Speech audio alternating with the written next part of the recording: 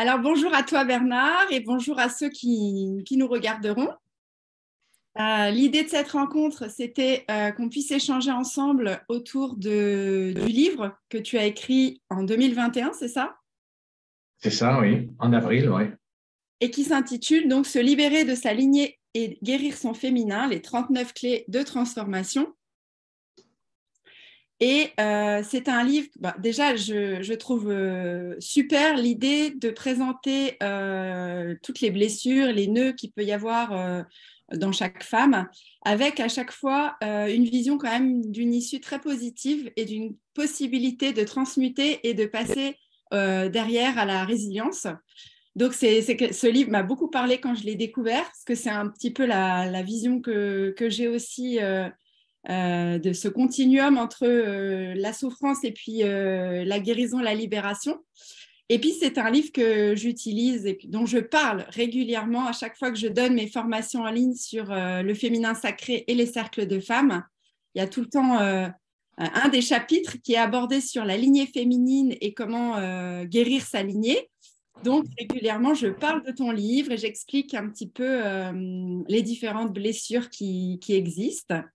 Donc, je suis ravie de pouvoir échanger avec toi et je pense que les femmes qui ont suivi mes formations seront ravies de pouvoir t'entendre de vive voix expliquer ta vision des choses puisqu'elles ne l'ont eu qu'à travers moi. Donc, du coup, c'est super de pouvoir se rencontrer aujourd'hui. Alors, je vais peut-être te laisser d'abord te présenter, je me présenterai ensuite. D'accord. Déjà, merci beaucoup de ce temps de partage et puis de ton intérêt. Et puis bonjour à tout le monde et bonne année. On est encore dans les bons créneaux pour souhaiter une année, une année 7 réconfortante et pleine de richesses. Alors, je suis thérapeute, analyste énergéticien. C'est trois termes que je combine en une fonction thérapeutique. Thérapeute parce que j'accompagne les gens dans des grandes histoires de la vie, quoi, les belles et les mauvaises.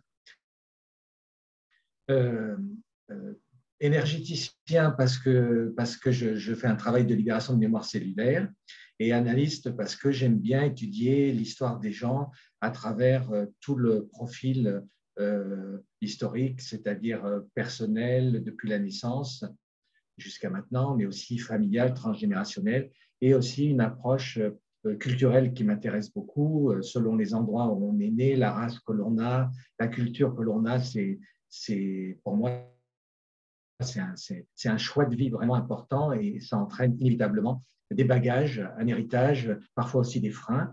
Et puis, la partie analyste, c'est vraiment dans aussi l'ouverture au transpersonnel qui, pour moi, est une partie thérapeutique vraiment passionnante que j'ai toujours recherchée profondément, intensément, et qui est cette mémoire que l'on pourrait avoir à travers les temps et à travers les espaces dans d'autres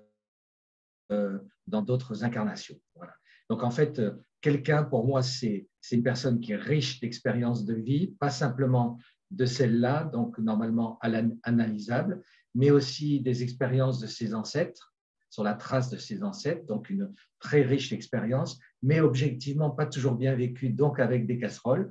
Et puis aussi, pourquoi pas, du coup, imaginer que si on peut imaginer qu'on est sur la trace de nos ancêtres, on peut être également sur la trace de notre existence à travers les temps. Et donc, ça fait quand même beaucoup de choses qui peuvent se reproduire dans des schémas, des choses qu'on peut ne pas comprendre et chercher à comprendre. Et je pense qu'on est dans une civilisation où on a l'opportunité, grâce à tout ce qu'on a fait, tout ce en quoi on a avancé, on a l'opportunité de faire une synthèse de notre vie à travers les temps. Voilà. C'est un peu comme ça que je me positionne comme quelqu'un qui aide à faire la synthèse entre ce qui a été vécu, les émotions ressenties, le comportement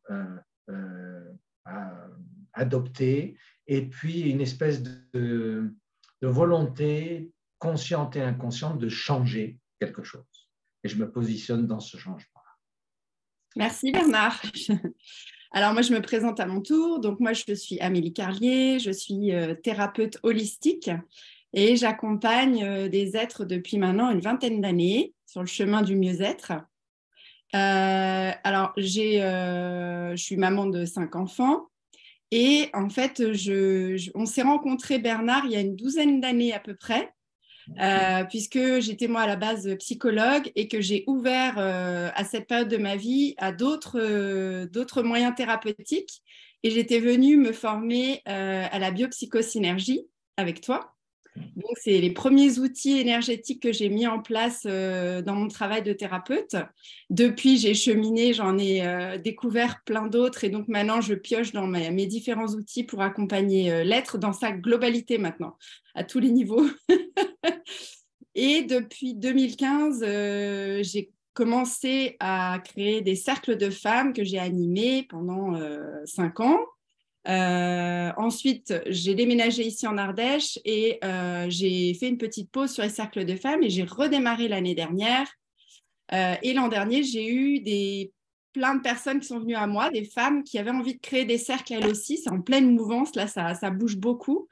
Et me demandant si je pourrais pas les aider parce qu'elles ne savaient pas trop comment s'y prendre. Donc, j'ai créé une formation en ligne que je donne maintenant régulièrement, on va dire 3 fois par an à peu près, où je forme des femmes pour pouvoir être gardiennes de cercle et transmettre des sagesses féminines, partager, guérir des blessures, voilà. Et c'est donc dans cette voie-là que je suis... j'ai découvert ton livre avec beaucoup de plaisir. J'ai dit, tiens, Bernard est là. Et que du coup, voilà, ce livre maintenant, effectivement, m'aide beaucoup quand j'aborde la lignée des femmes. Et c'est une visio ce soir-là, à chaque fois, qui est très forte pour toutes les femmes. Ça vient beaucoup les chercher dans plein de choses. Elles m'en reparlent après.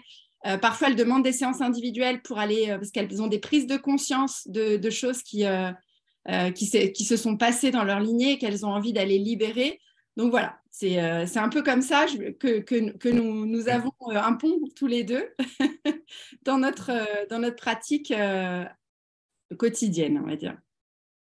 Alors, je voulais te demander, parce que pour ceux qui ne te connaîtraient pas ou qui n'auraient pas lu le livre, de nous expliquer un petit peu, pour qu'on soit dans les vocabulaires communs, ce qu'est le corps de souffrance et ce qu'est le corps de gloire. Oui, alors, bon, peut-être déjà, j'aimerais peut-être dire que ce livre, il a été fait dans la période du confinement, donc c'était vraiment un moment important. C'était un privilège, vraiment, c'était une matrice très protégée, avec du coup moins de travail, donc une grande disponibilité. Et puis, c'était une commande de l'éditrice qui avait fait un parcours de formation, comme toi, en thérapie archétypale, et qui m'a demandé un jour de pouvoir décrire dans un livre ce que j'exprimais dans les exemples ou dans les formations de manière plus orale, plus imagée, plus dynamique et plus pédagogique peut-être. Et donc, du coup, on s'est engagé sur ce chemin qui a été un vrai partage pour moi, parce que j'ai moi aussi une famille nombreuse, je suis une famille on est 7, donc on est 5 enfants, et j'ai 3 sœurs, et donc on était très solidaires. Et là, j'ai retrouvé une espèce de sororité. J'ai été accepté, quoi, quelque part, dans cette espèce de club assez fermé, hein, de femmes qui, pudiques, blessées parfois, souvent tristes, souvent en colère. Donc pas facile forcément à aider. Et j'ai eu la chance quand même dans mon parcours thérapeutique en 30 ans, d'avoir beaucoup de femmes. C'était plus des femmes que d'hommes. Maintenant j'ai presque autant d'hommes, mais pendant longtemps, c'était des femmes. Et donc, j'ai eu la chance qu'elles me confient leur vie, leurs secrets parfois, leur intimité. Et automatiquement, du coup, à travers cette confidence, moi, en tant qu'analyste, énergéticien, je devais en sortir des blessures, des chocs, des empreintes mémorielles et émotionnelles, des choses palpables que l'on pouvait travailler, qu'on pouvait libérer, parce que c'était ça l'idée.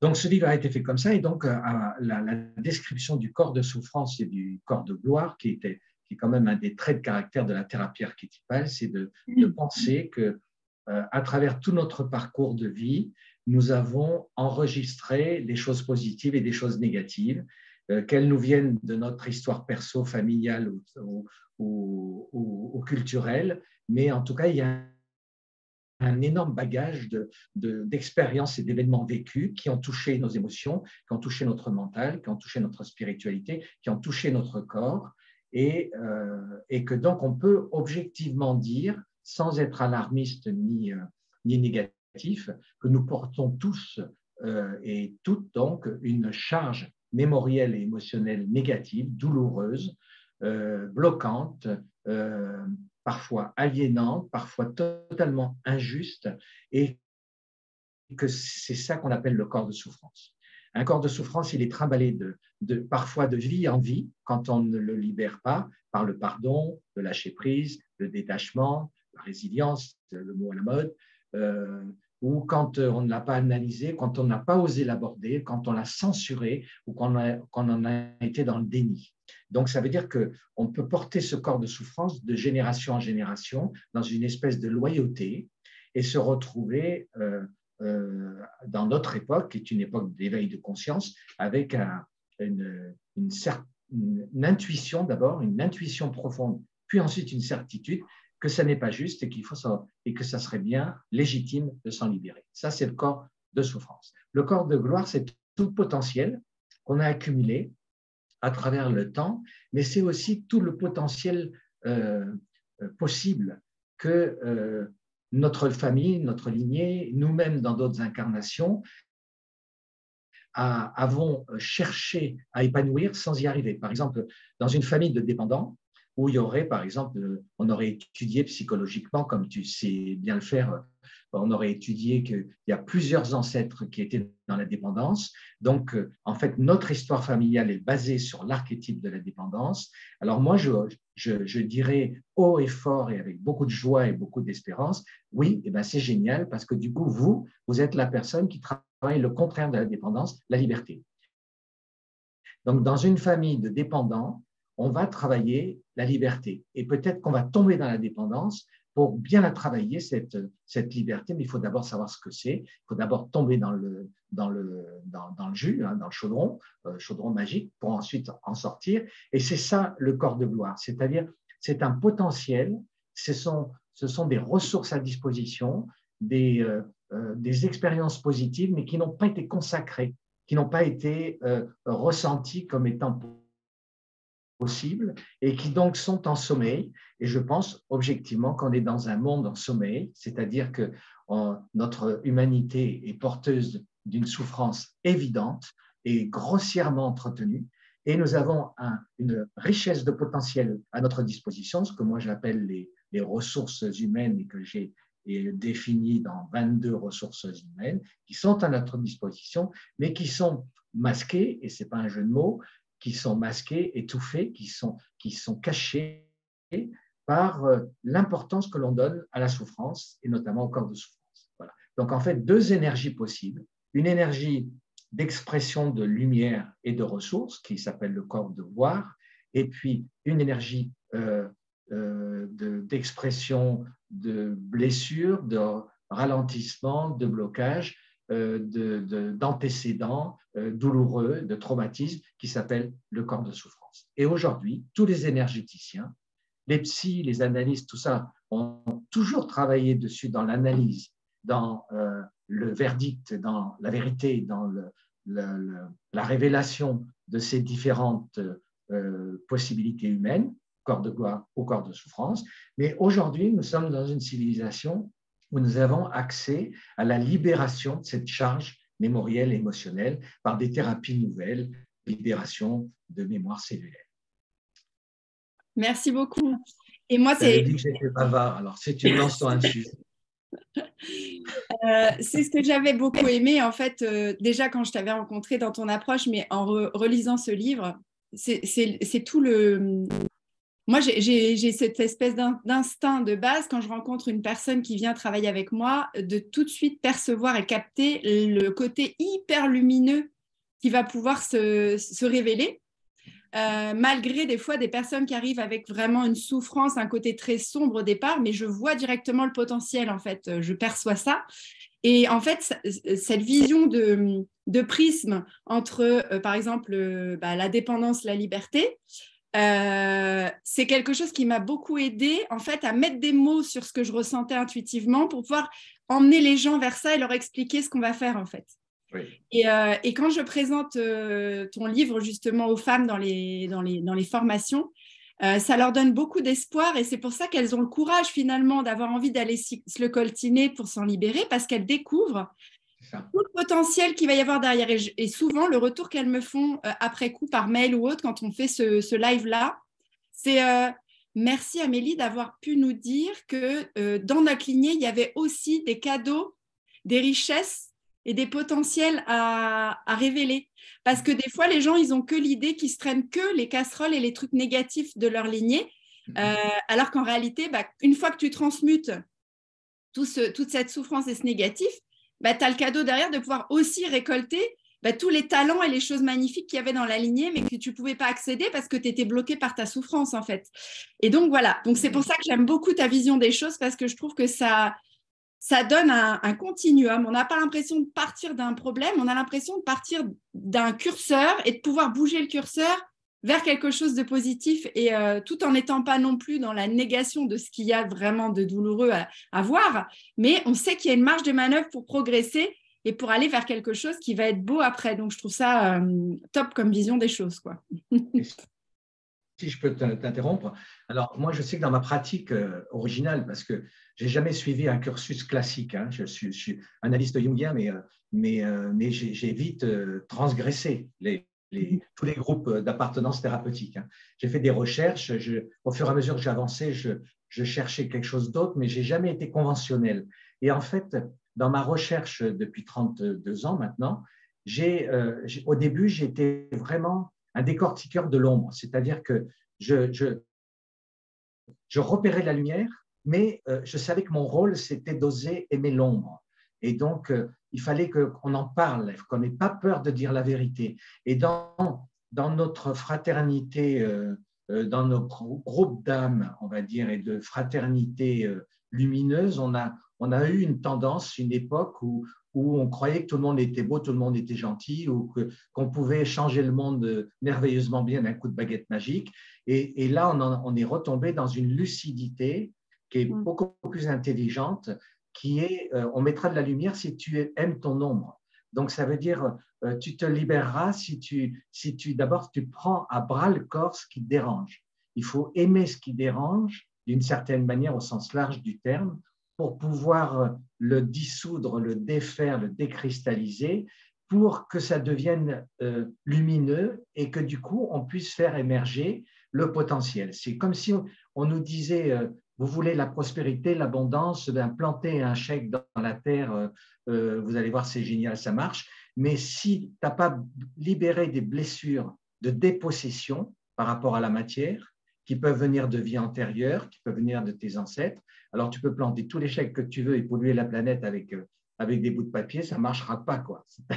Il faut vraiment qu'il y ait une alchimie entre l'ombre et la lumière, parce que c'est comme quand on respire, c'est l'inspire et l'expire, ça va ensemble. Et donc, beaucoup de gens ont peur de l'ombre, ont peur de leur ombre, et nous, on a comme rôle de pouvoir en parler, parfois en plaisantant, en souriant, avec compassion, avec bienveillance, pour que quelque part, elle soit abordable, pour qu'elle n'ait plus peur, pour qu'elle ne soit plus en lutte et en combat, mais qu'elle soit plutôt dans une espèce d'abandon bienveillant. Oui, je veux bien changer, quoi, quelque part, puisque tu as l'air de m'aimer, je veux bien changer mon énergie, quoi. C'est un peu ça. Et dans ce rapport ombre-lumière, notamment de la thérapie archétypale et de l'expression de la thérapie archétypale à travers ce livre pour les femmes, c'est voyons ensemble avec gentillesse, avec bienveillance, votre problème, le vrai problème, qui peut être parfois très intime,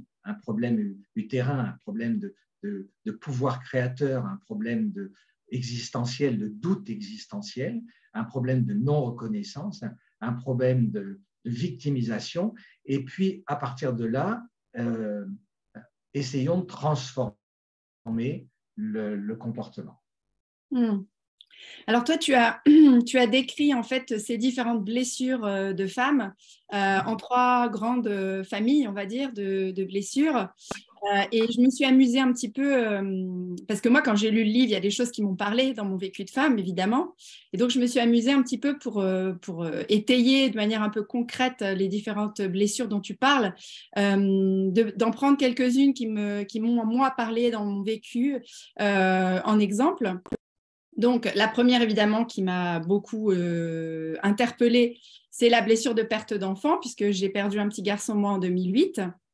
Et j'ai trouvé que c'était intéressant parce qu'en fait, tout ce que tu décris, j'ai relevé quelques phrases, c'est exactement le parcours que moi j'ai eu de traverser en fait et de traverser de souffrance et de mise en lumière derrière. Et il y a plein de phrases qui me parlent beaucoup, donc je les ai notées. Bon, déjà, tu dis la mère est une passeuse d'âme. Bah oui, parce qu'elle accueille la vie, ça la traverse pour l'incarnation. Et puis, elle peut aussi être passeuse d'âme, bah, effectivement, quand son enfant décède et qu'il repart de l'autre côté. Et moi, j'ai vécu, au moment du décès de mon fils, une sortie de corps. À l'heure pile où il mourait, mon âme montait en même temps. Donc, j'ai vraiment eu l'impression de l'accompagner et de vivre quelque chose d'un processus assez fort. Et c'est ce qui a déclenché, d'ailleurs, mon éveil spirituel derrière et mon ouverture à tout ce qui est énergétique. Et tu dis, l'enfant décédé n'est plus un enfant, mais une âme. Et c'est tout le chemin que j'ai fait, moi, en fait, de prise de conscience, où au départ, c'était ce tout petit bébé de chair triste et malheureux qui avait souffert et qui était mort. Et au bout du chemin de ce travail de deuil, c'était devenu une âme lumineuse, magnifique, avec laquelle j'arrivais à avoir une reliance. Et c'était plus du tout le bébé que j'avais quitté, en fait. Donc, j'ai fait ce chemin-là. Ça me parlait beaucoup quand j'ai lu ça. Après, tu as dit, il n'est pas un enfant de la mère, mais un être indépendant. Ça, c'est pareil. Parce que moi, évidemment, il est mort à 8 jours. On était encore en fusion. Donc, pour moi, c'était une partie de moi-même, quelque part. Donc, il a fallu aussi faire tout ce... Oui, j'ai eu l'impression qu'on m'arrachait une partie de moi. En fait, c'était très violent. Et au bout du compte, en fait, c'est devenu un être à part. Cet être de lumière, cette âme, c'était plus mon bébé qui était collé à moi. C'était devenu vraiment un être indépendant. Après, tu dis, le rôle de la mère, c'est de donner le moyen de vivre et d'accompagner l'autre et d'accompagner de l'autre côté. Donc, il y a vraiment eu ce passage et ce cheminement. Et puis, tu dis à la fin, le chagrin de la mère est alors transcendé par sa capacité à aimer autrement, amour inconditionnel pur. Et c'est vraiment quelque chose que j'ai ressenti parce qu'il y a eu aussi un moment où j'ai eu de la colère contre ce bébé qui était venu dans ma vie et qui m'avait quitté, qui m'avait abandonné quelque part. Et il y a eu un travail, effectivement, un cheminement d'amour inconditionnel et de dire, OK, il est venu apporter quelque chose, il est venu, c'est sûr, m'apporter plein de choses dans ma vie, mais peut-être que lui aussi avait besoin de passer par cette toute petite incarnation très courte et j'ai accepté finalement d'avoir joué ce rôle, de l'avoir accueilli dans un amour extraordinaire pour finalement, au bout du compte, bah, il s'en va et il me laisse sans rien, entre guillemets, au départ, que je croyais à ce moment-là. Donc, il y a eu aussi ce travail d'amour inconditionnel pour, à un moment donné, accepter que, bah oui, je l'ai laissé me traverser, vivre là 8 jours et repartir, et je lui ai donné cet amour sans attendre que plus tard, il me rende quelque chose par la suite, quoi. Donc, vraiment, j'ai trouvé que tes mots étaient très justes. Les phrases que j'ai lues m'ont beaucoup parlé. Moi qui ai vécu cette expérience de perte d'enfant, j'ai trouvé que c'était vraiment, ça correspondait vraiment à ce que moi j'avais vécu, quoi.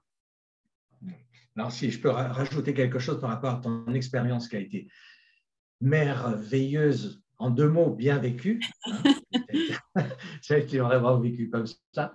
J'ai connu un couple de parents qui avaient 65 ans et qui ne s'étaient jamais remis de la mort de leur enfant de 6 ans il y a bien, bien longtemps, quoi, hein. Ça faisait plus de 30 ans qu'ils étaient dans la peine, dans le chagrin, dans l'incompréhension, dans la blessure. Donc, ils avaient entretenu une relation de couple axée sur la blessure. Bon, ils avaient l'air de la partager, donc ils étaient quand même complices, hein. Des fois, c'est le contraire. Les couples se divisent parce qu'ils ne se comprennent pas dans le vécu de leur blessure. Là, il y avait une espèce de complicité sur la morbidité, sur la peine, sur le chagrin, sur l'absence. Et ces gens-là qui avaient vécu 35 ans sans pardonner jamais cette blessure. Quand je leur ai proposé qu'ils considèrent l'enfant non pas comme un enfant, mais qu'une âme, ça a été une décristallisation immédiate, parce que tout d'un coup, il y a deux choses qui les ont aidés, c'était d'imaginer que l'enfant n'était plus l'enfant, comme tu l'as très bien exprimé, mais aussi que cet enfant et cette âme leur avaient fait du mal et que c'était ça qu'il fallait qu'ils pardonnent. Ce n'était pas qu'ils se pardonnent à eux, un manque d'attention ou quelque chose qui les mettait dans la culpabilité, mais qu'ils se disent ça nous a fait tellement mal, et qui nous a fait du mal? Et je leur dis, mais c'est qui vous a fait du mal? C'est l'enfant. Alors il faut pardonner à l'enfant, de cause à effet.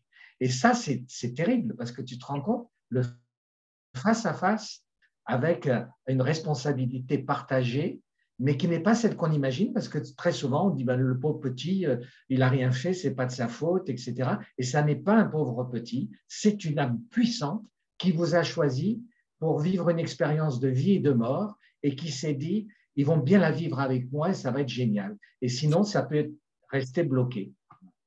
Oui, c'est intéressant ce que tu dis, parce que moi, je me suis assez rapidement autorisée, mais finalement, je trouve que c'est ça aussi, c'est s'autoriser à en vouloir et à être en colère contre un petit être qui est innocent, entre guillemets. Au départ, tu vois un petit être innocent, un enfant, c'est innocent, entre guillemets, et tu te dis de quel droit je vais pouvoir en vouloir être en colère contre un bébé, quoi. Enfin, tu vois. Et en même temps, c'est ce passage par l'acceptation de cette colère contre ce petit être qui a l'air tout mignon et innocent, de s'autoriser à être en colère pour après traverser ça et s'en libérer, en fait. C'est ça.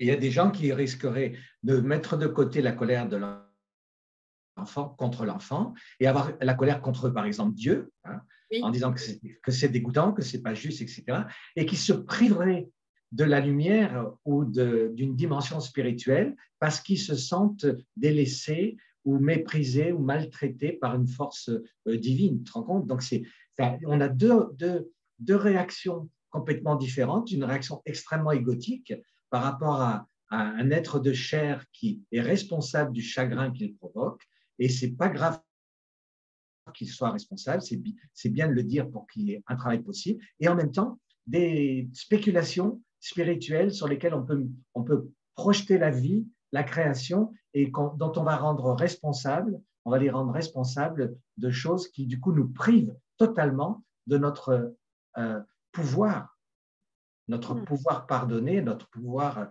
être. Moi, j'ai accompagné ensuite énormément de familles. Évidemment, la vie m'a amené plein de deuils d'enfants.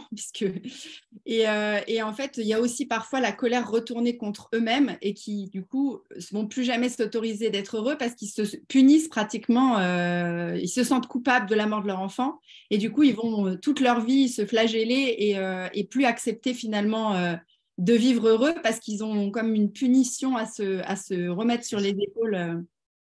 Et une punition qui est transmise de génération à génération, inconsciemment, parfois dans un secret, mais qui va s'installer dans l'utérus sous forme d'incapacité à procréer, par exemple, parce qu'à un moment donné, il y a eu une création trop mal comprise ou trop mal vécue ou trop douloureuse, et du coup, il y a des cellules qui ne fonctionnent plus dans cette stratégie de création. Donc ça, c'était la première que j'avais repérée dans le livre et qui m'a pas mal parlé. Et puis, alors, c'est marrant parce que j'ai trouvé ça génial, cette histoire dans les blessures de chair, tu parles de la contraception. Et en fait, je me suis dit, waouh, j'ai rarement entendu parler de personnes qui voient la contraception comme une souffrance ou comme quelque chose de compliqué. Et moi, c'est tout mon parcours, tout mon chemin autour de ça, parce qu'on parle souvent des femmes qui ont des problèmes de fertilité, qui ont du mal à enfanter. Et moi, j'ai vécu toute ma vie de femme jusqu'à ce qu'on trouve une solution à la fin.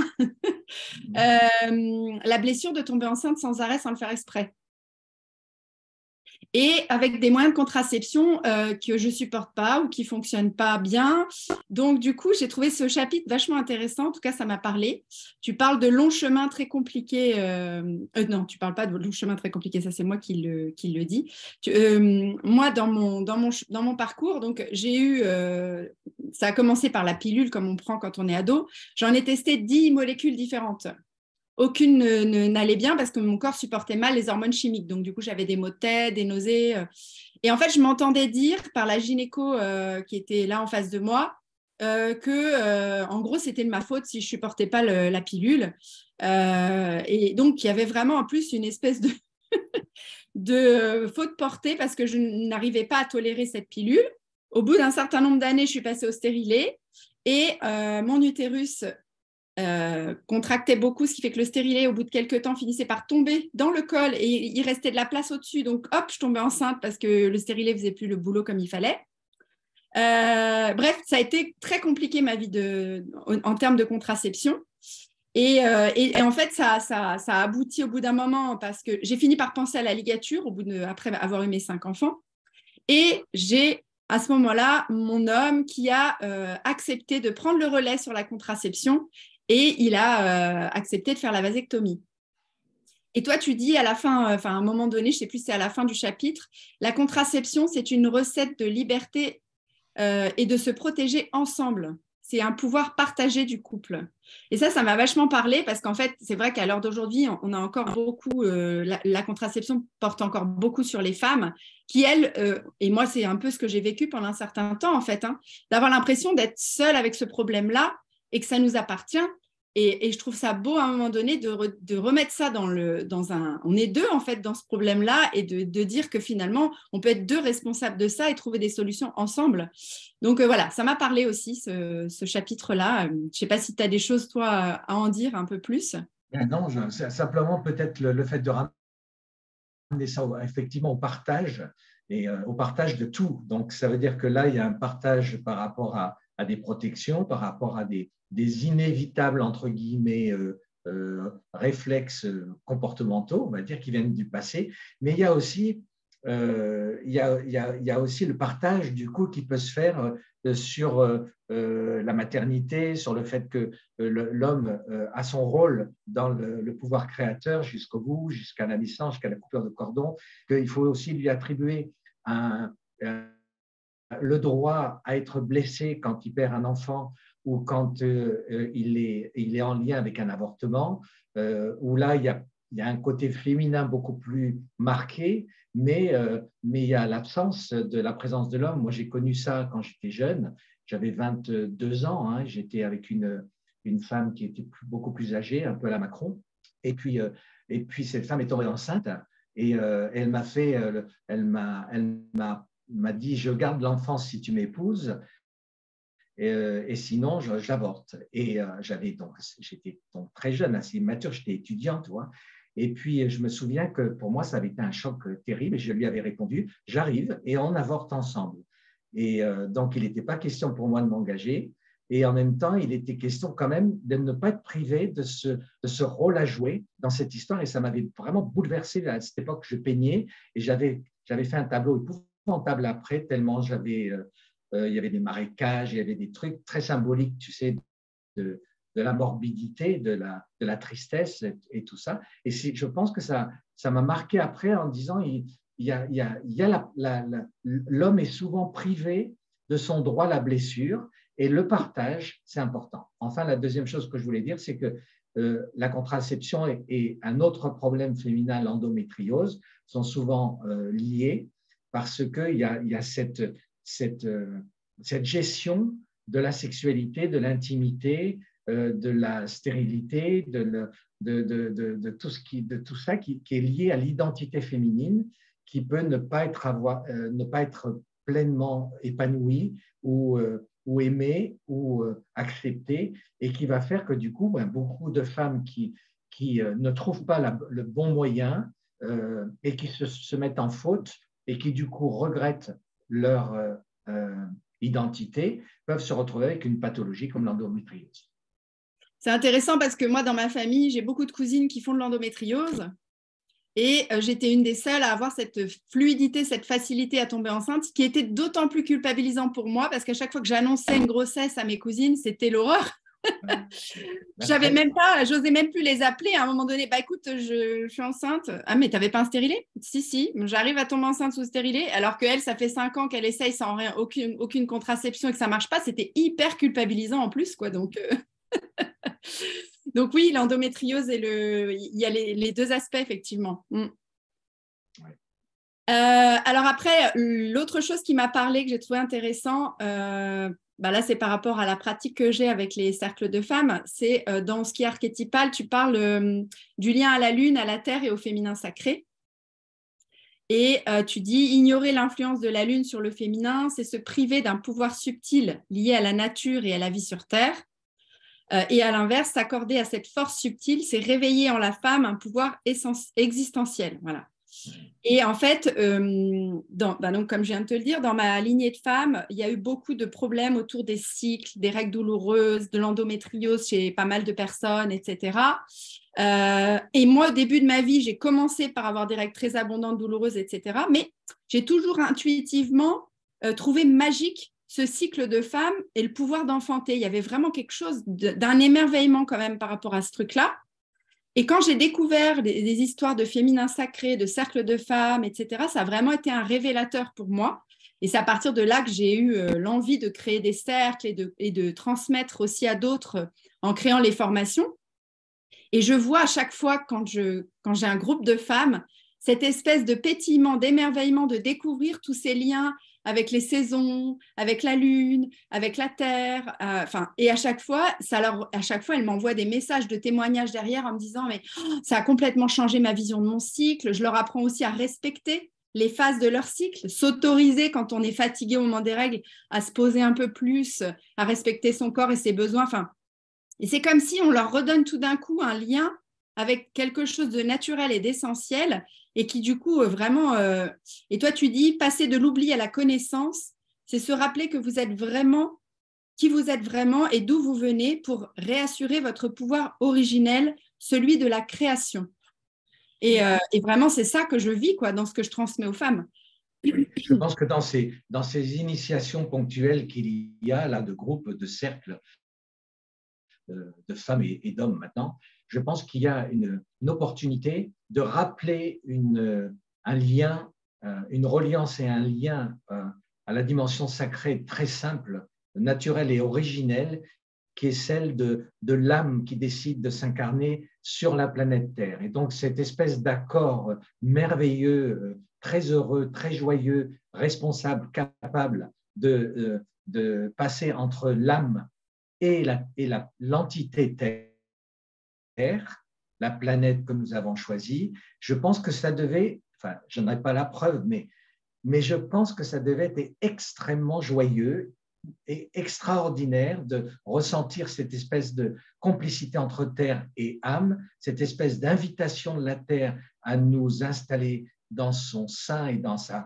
et selon ses formes et ses énergies, et que c'est donc un principe naturel, originel et existentiel. Et on l'a perdu par la culture, par les coutumes, par tout ça, et on l'a d'autant perdu qu'on a oublié la dernière étape de la naissance, de l'incarnation, qui est de remettre l'enfant à la terre. Il y a une espèce d'appropriation quand même, il faut le dire, de parentale. On pourrait aussi dire avec un sourire bienveillant, mais qui ne doit pas être repris autrement, qu'il y a une accaparation, une appropriation maternelle, parce qu'on met l'enfant au monde, c'est normal qu'on en garde la maîtrise, la charge, et parfois, dans tout l'archétype de la femme possessive, un certain contrôle. Et je pense qu'on a du coup oublié une étape sacrée, ultime, extrêmement délicate, qui est qu'au moment de l'accouchement et de la coupure de cordon, on remette l'enfant sous la protection de la terre et non pas la protection de la mère ou des parents.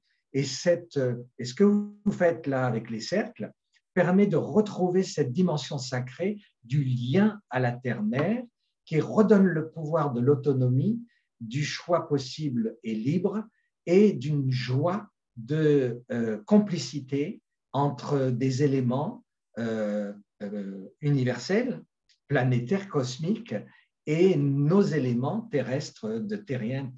C'est intéressant ce que tu dis parce que je suis en train de réaliser que j'ai eu 2 autres enfants après mon petit garçon qui est décédé, donc j'en ai eu 2 avant et 2 après. Et en fait, j'ai complètement transformé ma vision de la parentalité, de la maternité, puisque j'ai pris conscience avec ce deuil d'enfant que les enfants ne m'appartenaient pas, comme tu dis. Oui. Et donc, en fait, les enfants qui sont arrivés après, déjà, j'ai eu le besoin intuitif, hein, je ne sais pas, ça m'est venu, de récupérer le placenta au moment de l'accouchement et de le planter, de le rendre à la terre, tu vois. D'une certaine manière, c'était symbolique aussi pour rendre une partie du lien que l'enfant avait eu dans mon ventre à la terre. Donc, on a planté le placenta avec un petit arbre dessus qui, du coup, a pu se nourrir des nutriments du placenta pour pousser. Et puis par rapport à l'enfant, je pensais aussi, tu sais, quand tu fais de l'autonomie, on t'explique que quand l'enfant naît, assez rapidement, au lieu de le porter contre toi comme ça, ce qu'on fait parfois, c'est important aussi de le tourner, de le soutenir par le sacrum et de le tourner vers le monde. C'est ça. Et ça, je trouve ça très symbolique aussi, quelque part, de dire, bah, t'es pas qu'à moi, en fait. Je t'offre aussi ta vie, elle t'appartient et je t'offre au monde, quoi. Et dans mon éducation avec mes 2 derniers enfants, et après j'ai aussi changé, évolué mon éducation avec les 2 premiers, forcément, il y a vraiment eu cette notion de leur laisser leur libre arbitre pour plein de choix qu'ils avaient à faire, en fait, qui leur appartenait dans leur choix de vie. En se disant oui, c'est pas, ils m'appartiennent pas, c'est leur vie, donc je leur ai donné la vie, je vais pas leur reprendre toutes les 5 minutes en m'accaparant leur choix, tout ce qu'ils ont à vivre, en fait. Donc ce vécu-là a vraiment modifié ma conscience de ce que c'est que d'être parent, et du coup je rejoins complètement ce que tu viens de dire sur le fait qu'ils ne nous appartiennent pas et de les relier à la terre, quoi. Et puis ça peut leur accorder une confiance qu'on n'ose pas toujours leur accorder, parce que des fois on se dit que le monde est difficile, donc il faut les protéger. Mais si on les remet sous la protection de la terre et la guidance de la terre, alors quelque part on se libère nous-mêmes d'une vigilance qui est parfois extrêmement difficile et dont ils ne veulent pas, ils ont des raisons, et on leur permet qu'ils ressentent une confiance extraordinaire. Nous avons confiance en eux parce qu'on sait qu'ils sont protégés par la terre, quoi, quelque part. Donc, c'est fabuleux de pouvoir aller jusque-là. Et c'est marrant que tu dis ça, c'est souvent ce que je me dis, tu sais, quand je les laisse partir faire quelque chose qui peut être un peu anxiogène pour une mère, de dire, oh là là, je le laisse partir tout seul, vivre ça, faire ça. Et souvent, je fais ça. C'est-à-dire que je lâche et je mets l'intention qu'il soit protégé par plus grand que moi, quelque part, tu vois, la terre, la source, peu importe. Et je me dis, tu lâches, ils ne t'appartiennent pas, ils appartiennent à plus grand que toi. Donc, je demande à ce que ce soit plus grand que moi qui gère. Et ça m'aide parce qu'au départ de ma vie de maman, j'étais très anxieuse. Donc maintenant, j'ai réussi à dépasser cette anxiété grâce à cette vision-là, justement. Donc c'est vrai que ça nous libère de quelque chose et ça libère l'enfant du poids de l'angoisse de sa mère permanente sur son dos, quoi. Est-ce que tu avais d'autres choses que tu avais envie de dire par rapport à ton livre? Parce qu'après, moi, j'ai noté des petites phrases de conclusion de la fin de ton livre pour clôturer. Mais est-ce que toi, tu as autre chose à ajouter? Peut-être que j'aurais envie de… Ça fait un an et demi qu'il est sorti. Et j'aurais envie de remercier, oui. Je pense que je serais vraiment dans cette démarche de gratitude des témoignages que j'ai pu recevoir, des spontanéités. Les gens ont mon portable, donc je ne me suis jamais caché. Donc, ils ont mon mail, ils ont mon portable. Et des fois, je ne reçois que des… J'ai de la chance, hein, mais que des témoignages plutôt chaleureux et reconnaissants. Mais je trouve que dans les témoignages qu'il y a ou dans les appels que je prends, il y a une spontanéité d'humanité extraordinaire. On n'est pas que hommes et femmes, il y a une espèce d'humanité. Ça dépasse la réduction du masculin et du féminin. Et il y a le fait que ce soit un homme qui écrit ce livre pour des femmes, à la demande d'une femme. Pour moi, ça a été une métamorphose dans mon corps par rapport à l'humanité, j'ai envie de dire. Même si après, il y a eu le livre sur le masculin, qui a été une autre affaire, mais en tout cas, il y a eu ça, et je trouve que j'ai envie vraiment de remercier qu'un an et demi après, ça fonctionne aussi bien, aussi régulièrement et que ce soit utilisé comme parfois, comme dans vos ateliers, dans tes ateliers, comme un outil pratique, concret, quoi, tu vois. Et ça, c'est un pur bonheur. Donc, un grand merci à toutes ces personnes qui accueillent le livre sans résistance et puis qui me renvoient du coup, volontairement ou involontairement, une énergie d'encouragement et puis d'amour, on va dire d'humanité. On dit amour, ça fait un peu léger, mais c'est quand même ça, quoi. C'est L'amour avec un un grand retour A. d'humanité. Voilà, c'est ça. C'est un retour d'humanité simple, mais qui en fait est une charge d'amour superbe. Donc un grand merci et du coup un grand merci de pouvoir toi partager ça et diffuser peut-être des questions plus précises, plus pointues et plus personnelles qui du coup touchent tout le monde. Voilà. Oui, bah, et puis bah, merci à toi d'avoir écrit ce livre avec beaucoup d'amour aussi. C'est ça aussi que les gens doivent, enfin, ça transparaît quelque part. L'amour de l'humain qui transparaît à travers ce qu'on lit et qui fait du bien, qui donne le courage, parce que ce que je disais tout à l'heure, comme tu disais, il faut l'affronter. Moi, je dis souvent aux gens, quand ils me disent, mais comment on fait pour traverser des histoires pareilles, des trucs aussi violents? Et je dis, malheureusement, il n'y a pas de recette magique, il faut traverser. Il y a un moment où il faut se le coltiner, il faut le traverser la souffrance parce que sinon elle reste coincée quelque part et ça ne peut pas se libérer.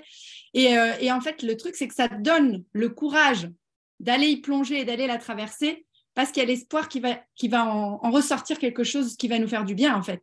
Donc, c'est vraiment ce qu'on perçoit aussi à travers ton livre. Et je pense que c'est ce qui fait du bien aux gens et qui, du coup, te le renvoie en gratitude à côté parce que ça leur a permis des prises de conscience, parce qu'il y a des gens qui ne connaissent pas ce mécanisme aussi, donc déjà ils découvrent, ils comprennent. Ensuite, ils lisent ça et je pense que moi j'ai toujours l'impression quand je lis un auteur qu'on ne lit pas que des mots. À travers ce qu'on lit, on a aussi un peu de l'énergie de la personne qui se dégage et qu'on perçoit. Enfin, moi, j'ai vraiment l'impression d'un livre à l'autre que je peux regarder, que je peux lire. Je sens que ce n'est pas du tout les mêmes énergies qui m'arrivent en fait en lisant.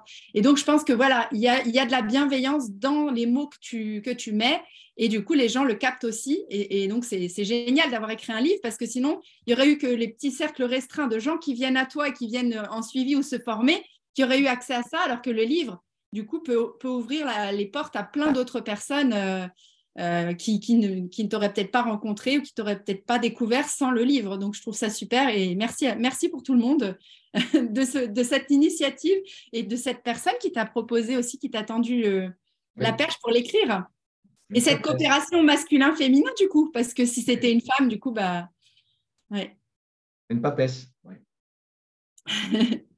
Alors moi, ce que j'ai noté là à la fin, que je trouve qui résume bien tout ça, hein, tu dis, pour être libre, la principale action que la femme doit accomplir consiste à transformer son corps de souffrance afin qu'il ne puisse plus s'interposer entre elle et son véritable moi, essence de ce qu'elle est. Plus rien ne s'opposera alors à la fusion de son couple et elle pourra transmettre une vie libre et heureuse. Elle aidera ses enfants à s'alléger, voire à abandonner le corps de souffrance dont ils sont chargés lors de leur arrivée sur Terre et d'aller de l'avant au niveau de la conscience collective. Et c'est ça que je retiens moi à la fin, c'est qu'on a un petit peu parlé, mais pas beaucoup, aussi de la transmission à la génération suivante, finalement, de nos blessures, et qu'à partir du moment où on les libère, on les lève, on libère aussi quelque part un peu, on allège un peu la charge pour la génération suivante. Et puis moi, j'ai la sensation aussi, quand on fait tout ça, d'agir pour effectivement le collectif aussi, parce que si chaque individu s'occupe de sa casserole, on ne projette plus nos casseroles sur les uns sur les autres, et du coup, ben, on arrive avec un monde plus léger aussi, quoi. Bien sûr. Et je pense que le monde de demain, qui reste le monde de demain, c'est-à-dire qu'on n'y est pas encore, hein, c'est pour demain. Donc, il ne faut pas anticiper. Il nous amène à passer, je pense que ces 3 années de confinement de spécial, là, de ressentiment, enfin, je préférerais l'appeler comme ça, c'est 3 années de ressentiment profond qui sont en fait l'occasion de voir ce qui ne va pas, de ce qu'on ne veut pas, donc de tomber dans l'ombre de notre existence, d'avoir le temps de la voir et pas de passer de vacances en vacances ou d'un truc bien et avec des épisodes difficiles. Je pense qu'au niveau de l'humanité, on nous a montré, on nous a ralenti et on nous a concentrés. Et l'année 7 est une année de repli sur soi, d'intériorité, pour nous dire, est-ce que ça vous plaît comme ça, le monde, ou pas? Et est-ce que vous vous plaisez comme ça? Est-ce que ça vous suffit ou pas? Et je pense qu'on en est arrivé à un stade où on dit non, ça ne me suffit pas, ça ne me plaît pas.